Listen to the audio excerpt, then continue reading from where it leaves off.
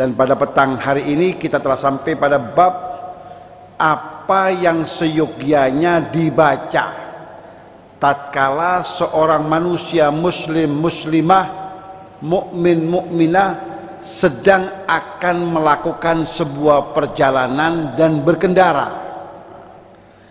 Islam agama yang komprehensif ini sampai pada hal-hal seperti itu telah ada tuntunannya. Ini menunjukkan bahwa agama kita ini agama yang benar-benar sempurna. Laqad akmaltu lakum dinakum wa atmamtu alaikum ni'mati wa raditu lakumul islama dina. Sungguh aku telah sempurnakan nilai agama kalian dan telah aku lengkapi pada hari ini, pada waktu Hajjatil Wada dan di saat Rasul wukuf di Arafah 15 abad yang silam. Allah turunkan firman-Nya, akmaltu lakum dinakum, telah aku sempurnakan nilai agama kalian, wa atmamtu alaikum ni'mati, dan telah aku genapkan nikmatku kepada kalian, wa raditu lakumul islam madina, dan aku ridha, rela agama kalian adalah agama Islam, agama yang Allah telah sempurnakan. Maka ada tuntunannya bagi seorang manusia muslim di dalam semua lini kehidupannya. Sampai-sampai jika seorang manusia muslim muslimah hendaklah melakukan sebuah perjalanan supaya selamat, supaya berkah, supaya dalam lindungan Allah, supaya setiap aktivitasnya itu bernilai ibadah, ada tuntunannya untuk menggapai itu semua. Bukan sekedar berkendara, bukan sekedar naik kendaraan jalan darat, atau naik kendaraan jalan laut, atau naik kendaraan jalan melalui udara. Baik darat, laut maupun udara, seyogyanya seorang muslim itu mengawali perjalanannya dengan sebuah panjatan doa agar perjalanannya menjadi berkah dan senantiasa dalam lindungan Allah dari hal-hal yang tidak diinginkan terjadi. Maka Allah berfirman, wa ja'ala lakum minal fulki wal an'ami ma tarkabun, dan Allah telah jadikan, Allah telah ciptakan untuk kalian minal fulki, dari kapal-kapal itu. Allah yang jadikan kapal-kapal itu sebagai sarana transportasi. Bagaimana cara Allah menciptakan kapal-kapal itu? Allah berikan kecerdasan pada manusia, dan Allah ilhamkan pada manusia itu untuk menciptakan satu benda yang bisa mengapung di atas permukaan air, karena Allah menghendaki itu. Ja'ala lakum, maka ada benda yang terbuat dari besi yang beratnya ribuan ton bisa mengapung di atas permukaan air. Itu bukan sekedar karena manusia sudah dapat menciptakan macam-macam lah itu. Silakan Anda, Islam tidak menafikan itu, tapi itu semua hakikatnya yang menciptakan adalah Allah.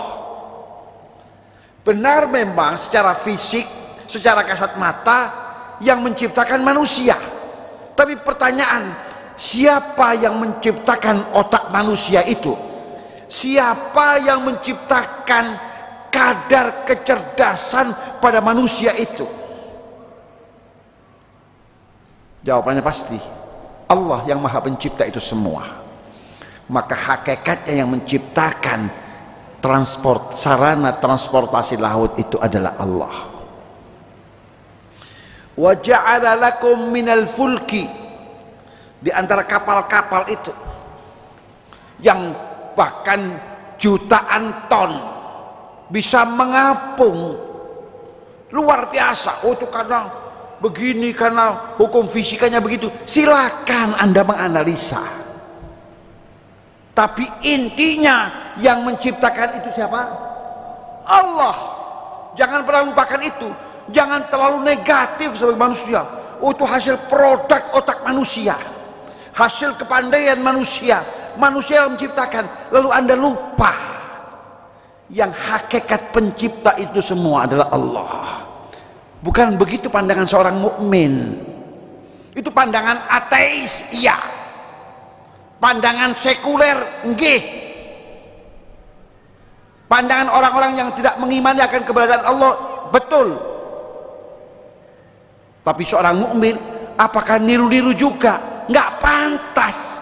Lalu apa bedanya Anda dengan ateis? Maka sekali lagi istilah hukum alam itu bagi seorang mukmin nggak ada, alias boten wonten. Yang ada itu hukum Allah yang berlaku di alam semesta ini, itu yang benar.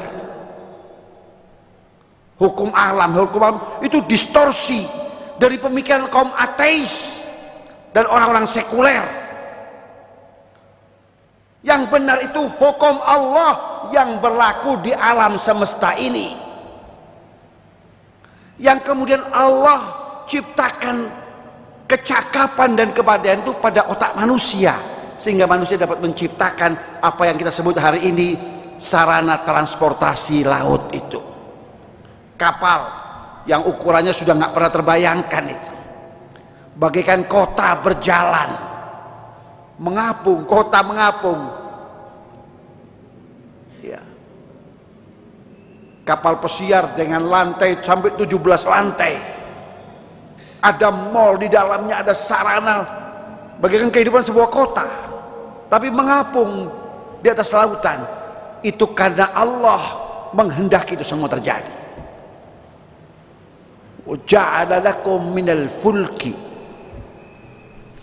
kemudian wal an'ami, dan binatang-binatang, binatang ternak. Maksudnya di sini adalah onta, karena ayat ini turun kepada Nabi yang hidupnya di Jazirah Arabiyah, yang saat itu dikenal di sana itu sarana transportasinya saat itu 15 abad yang silam adalah onta, sehingga onta itu disebut dengan Safinatus Sokhra.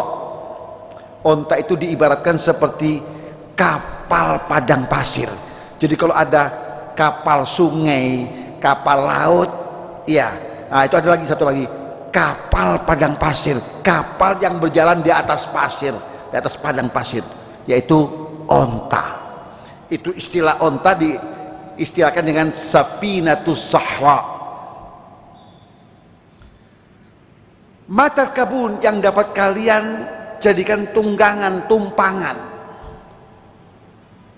karena Allah inginkan itu, sehingga binatang yang besar dan kuat itu bisa tunduk kepada manusia. Kenapa?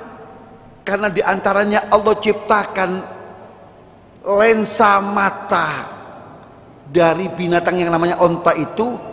Jika melihat manusia, dia akan memandang dan melihat manusia itu sama besarnya dengan dirinya. Jadi seperti semacam kaca kaca pembesar itu, ya, semacam kacamata minus untuk baca itu. Andekan onta itu melihat manusia pada tampilan yang sebenarnya kecil,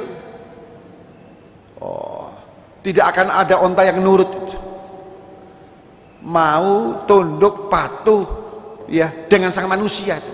Diseret ke sana mau, diseret ke sana, ditunggangi mau, nggak ada.